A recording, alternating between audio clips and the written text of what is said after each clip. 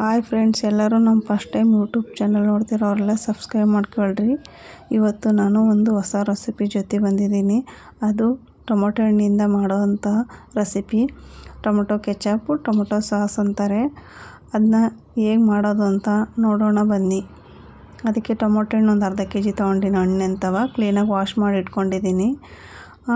ಅದನ್ನ ಇವಾಗ ಕ್ಲೀನಾಗಿ ಹೆಚ್ಕೊಳ್ಳೋಣ. ಸಣ್ಣಕ್ಕೆ ಒಂದು ಅರ್ಧ ಕೆ ಜಿ ತೊಗೊಂಡಿದ್ದೀನಿ. ಕ್ಲೀನಾಗೆಲ್ಲ ಸಣ್ಣಕ್ಕೆ ಹೆಚ್ಚಿಟ್ಕೊಳ್ಳೋಣ. ಕ್ಲೀನಾಗೆಲ್ಲ ಹೆಚ್ಚಿಟ್ಕೊಂಡು ಅದು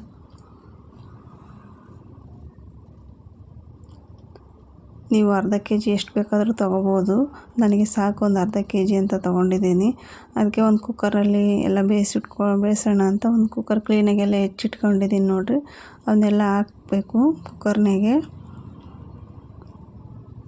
ಕುಕ್ಕರ್ನಾಗೆಲ್ಲ ಹಾಕಿಟ್ಟು ಅದಕ್ಕೇನೇನು ಬೇಕು, ಶುಂಠಿ, ಬೆಳ್ಳುಳ್ಳಿ, ಒಂದಿಷ್ಟು ಚಕ್ಕೆ, ಒಂದು ಲವಂಗ,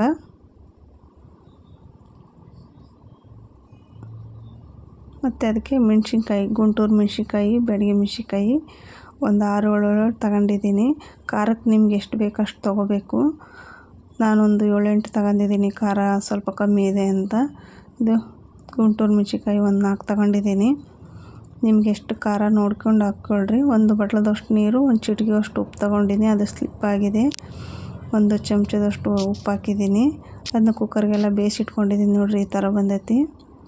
ಕ್ಲೀನಾಗೆಲ್ಲ ಬೆಂದಿದೆ. ಒಂದು 2 ವಿಷಲ್ ಕೂಗಿದ್ರೆ ಸಾಕು. ಕ್ಲೀನಾಗೆಲ್ಲ ಮೆತ್ತಗಾಗಿ ಬೆಂದಿರುತ್ತೆ. ಸ್ಮೂತಾಗಿದೆ. ನಿಮಗೆ ಎಷ್ಟು ಕುಕ್ಕರ್ಗೆಲ್ಲ ಹಾಕಬೇಕು, ಸ್ವಲ್ಪ ತಣ್ಣಗಾಗಿ ಮೇಲೆ ಇದು ಮಾಡಿಕೊಂಡು ಕ್ಲೀನಾಗೆಲ್ಲ ನುಣ್ಣಗೆ ರುಬ್ಕೋಬೇಕು. ನೈಸಾಗಿ ಎಷ್ಟು ಸಾಧ್ಯನೋ ಅಷ್ಟು ನುಣ್ಣಗೆ ರುಬ್ಕೊಳ್ರಿ. ಹಂಗಾದರೆ ಚೆನ್ನಾಗಾಗುತ್ತೆ. ಬೀಜ ಎಲ್ಲ ಇರುತ್ತಲ್ಲ, ಮೆಣಸಿನ್ಕಾಯಿದು ಮತ್ತು ಟೊಮೊಟೊ ಬೀಜ ಇರುತ್ತೆ. ಹಂಗಾಗಿ ಅದನ್ನ ಕ್ಲೀನಾಗಿ ನುಣ್ಣಗೆಲ್ಲ ರುಬ್ಕೋಬೇಕು. ನೋಡಿ, ಈ ಥರ ಭಾಳ ಚೆನ್ನಾಗಿ ಕಲರು ಅದೆಲ್ಲ ಬಂದೈತಿ. ಟೊಮೊಟೊ ಹಣ್ಣು ಕೆಂಪು ಇರಬೇಕು. ಹಾಗಾಗಿ ಅದು ಭಾಳ ಚೆನ್ನಾಗಿ ಆಕತಿ ನೋಡಿರಿ. ಅದನ್ನ ಕ್ಲೀನಾಗಿ ಸೋಸ್ಕೋಬೇಕು. ಒಂದು ಇದನ್ನ ಬಾಣಲೆಯಲ್ಲಿ ತೊಗೊಂಡು ಜಲ್ರಿ ತಗೋಬೇಕು. ಆದರೆ ಸಣ್ಣದಿದೆ ನಮ್ಮದು ಜಲ್ರಿ, ದೊಡ್ಡದಿಲ್ಲ. ನಿಮ್ಮ ಮನೇಲಿ ದೊಡ್ಡದಿದ್ರೆ ದೊಡ್ಡದ್ರಲ್ಲೇ ಸೋಸ್ಕೊಳ್ರಿ. ಈ ಥರ ಕ್ಲೀನಾಗೆಲ್ಲ ಸೋಸ್ಕೋಬೇಕು. ಅದು ಬೀಜ ಇರುತ್ತಲ್ಲ, ಹಾಗಾಗಿ ಅದು ಅದ್ರಾಗಿದ್ದರೆ ಚೆನ್ನಾಗಿ ಆಗಲ್ಲ. ಹಾಗಾಗಿ ಕ್ಲೀನಾಗೆಲ್ಲ ಸೋಸ್ಕೋಬೇಕು. ನೋಡಿರಿ, ಈ ಥರ ಎಲ್ಲ ಸೋಸ್ಕೊಂಡ್ರೆ ಭಾಳ ಚೆನ್ನಾಗಿ ಬರುತ್ತೆ. ಕಲ್ಲರು ಮಾತ್ರ ಭಾಳ ಚೆನ್ನಾಗೈತೆ ನೋಡಿರಿ. ಕಲ್ಲರು ಇದ್ರದ್ದು ಗುಂಟೂರು ಮೆಣಸಿನ್ಕಾಯಿ. ಇನ್ನೂ ಕಲರ್ ಬೇಕು ಅಂದರೆ, ಖಾರ ಬೇಕು ಅಂದರೆ ಇನ್ನೊಂದಿಷ್ಟು ಎಕ್ಸ್ಟ್ರಾನೂ ಬೇಕಾದ್ರೆ ಹಾಕ್ಕೋಬೋದು. ಖಾರ ಬೇಡ, ಲಿಮಿಟೇ ಇರಲಿ ಅಂದರೆ ನಿಮಗೆ ಮೆಣಸಿನ್ಕಾಯಿ ಕಮ್ಮಿ ಹಾಕ್ಕೊಳ್ರಿ.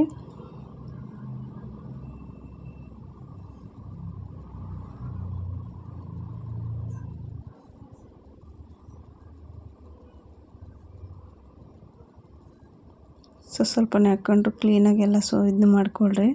ನಿಮಗೆ ದೊಡ್ಡದು ಜಲ್ರಿ ಇತ್ತು ಅಂದರೆ ನಿಮ್ಮ ಮನೇಲಿ ಇದನ್ನ ಮಾಡ್ಕೊಳ್ರಿ. ನಾನು ಈ ಥರ ಸೋಸಿದ್ದು ನೋಡಿರಿ ಕ್ಲೀನಾಗೆ ಎಲ್ಲ. ನೋಡಿರಿ ಬೀಜ ಎಷ್ಟು ಬಂದೈತಿ. ಬೀಜ ಮಾತ್ರ ಭಾಳ ಇರ್ತೈತಿ.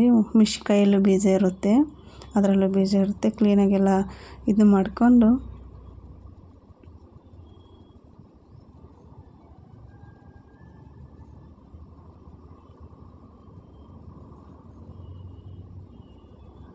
ಎಷ್ಟು ಸಾಧ್ಯನೋ ಅಷ್ಟು ಇದು ಮಾಡ್ಕೊಳ್ರಿ. ಅದಾದಮೇಲೆ ಗ್ಯಾಸ್ ಮೇಲೆ ಇಡೋಣ್ರಿ. ಬಾಣಲೆ ಎಲ್ಲ ಕ್ಲೀನಾಗೆಲ್ಲ ಸೋಸ್ಕೊಂಡು ಇದನ್ನ ಮಾಡ್ಕೊಂಡ ಮೇಲೆ ಗ್ಯಾಸ್ ಹಚ್ಕೊಂಡು ಅದನ್ನ ಇದು ಮಾಡ್ಕೊಂತ ಹೋಗೋಣ್ರಿ. ಎಷ್ಟು ಕಲರ್ ಬಂದೈತೆ ನೋಡಿರಿ. ಭಾಳ ಚೆನ್ನಾಗಿ ಕಲರ್ ಮಾತ್ರ ಭಾಳ ಚೆನ್ನಾಗಿ ಬಂದೈತಿ. ಹೊರಗಿಂದು ಫುಡ್ಗಿಂತೂ ಮನೆಯಲ್ಲೇ ಮಾಡ್ಕೊಂಡ್ರೆ ಬೆಸ್ಟು. ಮಕ್ಕಳಿಗೆಲ್ಲ ಒಳ್ಳೆಯದು. 1 ಕಪ್ಪು ಸಕ್ಕರೆ ಹಾಕ್ತಿದ್ದೀನಿ. ಒಂದು ರುಚಿಗೆ ತಕ್ಕಷ್ಟು ಉಪ್ಪು ಹಾಕ್ತಿದ್ದೀನಿ. ಅದಕ್ಕೆ ವಿನೆಗರ್ ಏನು ಬೇಡ. ಟೊಮೊಟೊ ಹಣ್ಣು ಹುಳಿ ಇದೆ. ಹುಳಿ ಇಲ್ದರಿಗೆ ವಿನೆಗರ್ ಹಾಕ್ಬೋದು. ಹುಳಿ ಟೊಮೊಟೊ ಹಣ್ಣು ಇರಲ್ವಲ್ಲ ಅಂತ ಇದಕ್ಕೆ ವಿನೆಗರ್ ಹಾಕ್ಬೋದು. ಇದಕ್ಕೆ ಕಾರ್ನ್ಫ್ಲವರ್ ಹಿಟ್ಟು 1 ಚಮಚದಷ್ಟು ತೊಗೊಂಡಿದ್ದು ನಾನು. ಅದನ್ನ ಕ್ಲೀನಾಗೆಲ್ಲ ಇದು ಮಾಡಿ ಇಟ್ಕೊಂಡಿದ್ದೀನಿ. ಉಪ್ಪು ನೀವು ನೋಡಿ ರುಚಿ ನೋಡಿ ಎಷ್ಟು ಬೇಕಷ್ಟು ಉಪ್ಪು ಹಾಕ್ಕೊಳ್ರಿ. ಸಕ್ಕರೆನೂ ಸಹ ನಿಮಗೆ ಸಿಹಿ ಎಷ್ಟು ಬೇಕೋ ಅಷ್ಟು ಸಕ್ಕರೆ ಹಾಕ್ಕೋಬೋದು. ನನಗೆ ಒಂದು ಬಟ್ಲದಷ್ಟು ಸಕ್ಕರೆ ಹಾಕ್ಕೊಂಡಿದ್ದೀನಿ ಸಾಕು ಅಂತ. ಇದನ್ನ ಕಾರ್ನ್ಫ್ಲವರ್ ಹಿಟ್ಟು ಒಂದು ಚಮಚದಷ್ಟು ತಗೊಂಡು ಕ್ಲೀನಾಗಿ ಎಲ್ಲ ನೀರು ಹಾಕ್ಕೊಂಡು ಇದನ್ನ ಮಾಡ್ಕೊಂಡು ಗಂಟೆಲ್ಲ ಹೊಡ್ಕೊಂಡು ಹಾಕಿದ್ದೀನಿ. ನೋಡಿರಿ ಅದು ಎಷ್ಟು ಗಟ್ಟಿ ಆಗುತ್ತೆ ಕಾರ್ನ್ಫ್ಲವರ್ ಹಿಟ್ಟು ಹಾಕಿದ ಮೇಲೆ ಅಂತ. ಮೀಡಿಯಮ್ ಗಟ್ಟಿ ಆಗುತ್ತೆ. ಸಕ್ಕರೆ ಇದ್ದಾಗೆ ಸ್ವಲ್ಪ ತೆಳ್ಳಗಿರುತ್ತೆ. ಈ ಕಾರ್ನ್ಫ್ಲವರ್ ಹಿಟ್ಟು ಹಾಕಿದ್ಮೇಲೆ ಸ್ವಲ್ಪ ಗಟ್ಟಿ ಆಗುತ್ತೆ ನೋಡಿರಿ. ಒಂದು ಚಮಚ ಹಾಕಿದರೆ ಸಾಕು, ನೀವು ಭಾಳ ಏನು ಹಾಕೋ ಅವಶ್ಯಕತೆ ಇರಲ್ಲ. ಸ್ವಲ್ಪ ಉಪ್ಪು ಕಮ್ಮಿ ಅನ್ನಿಸ್ತು, ನಾನು ಇನ್ನೊಂದು ಸ್ವಲ್ಪ ಉಪ್ಪು ಹಾಕಿದೆ. ನಿಮಗೆ ನೋಡಿರಿ ಅದನ್ನ ಸ್ವಲ್ಪ ಟೇಸ್ಟ್ ನೋಡಿ ಇನ್ನೊಂಚೂರು ಉಪ್ಪು ಸಕ್ಕರೆ ಬೇಕಂದರೆ ಇನ್ನೊಂದು ಸ್ವಲ್ಪ ಹಾಕ್ಕೋಬೋದು. ನನಗೆ ಕರೆಕ್ಟ್ ಅನ್ನಿಸ್ತು, ಹಾಗಾಗಿ ಕರೆಕ್ಟಾಗಿ ಇದು ಮಾಡಿದ್ದೀನಿ. ನೋಡಿರಿ ಎಷ್ಟು ಚೆನ್ನಾಗಿ ಬಂದೈತಿ ಅಂದರೆ ಕಲರು ಅದೆಲ್ಲ ಭಾಳ ಚೆನ್ನಾಗಿ ಬಂದೈತಿ.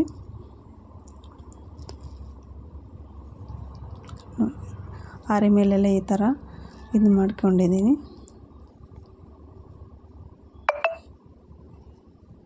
ಬಾಕ್ಸಲ್ಲಿ ಸ್ಟೋರೇಜ್ ಮಾಡಿ ಇಟ್ಕೋಬೋದು, 2-3 ತಿಂಗಳು ಇಟ್ಕೋಬೋದು. ಇದು ಬಾಕ್ಸಲ್ಲಿ ಸ್ಟೋರೇಜ್ ಮಾಡಿ ಇಡ್ತಾ ಇದ್ದೀನಿ ನಾನು. ಎಲ್ಲದಕ್ಕೂ ಹಾಕ್ಬೋದು, ಪ್ರತಿಯೊಂದಕ್ಕೂ ಸಾಸ್ ಕೇಳ್ತಾವೆ ಮಕ್ಕಳು.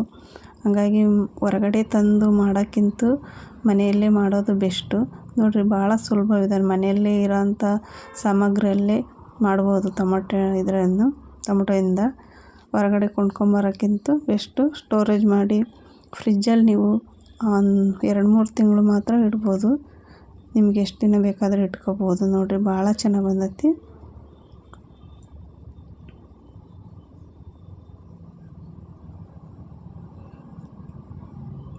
ಭಾಳ ಸೂಪರಾಗಿ ಬಂದೈತಿ. ಒಂದು ಸರಿ ಟ್ರೈ ಮಾಡಿರಿ. ನೋಡಿರಿ ಚಿಪ್ಸಿಗೆ ನಿಮಗೆ ಅದಕ್ಕೆ ಬೇಕಾದ್ರೂ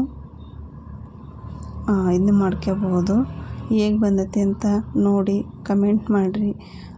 ಒಂದು ಸರಿ ಟ್ರೈ ಮಾಡಿರಿ.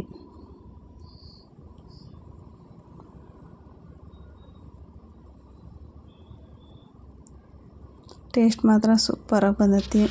ಕಲರು ಟೇಸ್ಟು ಮಾತ್ರ ಅಷ್ಟೇ ಚೆನ್ನಾಗಿ ಬಂದೈತಿ. ಒಂದು ಸರಿ ಟ್ರೈ ಮಾಡಿ ಹೇಗೆ ಬಂದೈತಿ ಅಂತ ಕಮೆಂಟ್ ಮಾಡಿರಿ. Thank you. ಯಾರ್ಯಾರು ನಮ್ಮ ಚಾನಲ್ ಸಬ್ಸ್ಕ್ರೈಬ್ ಮಾಡ್ಕೊಂಡಿಲ್ಲ ಮಾಡಿರಿ.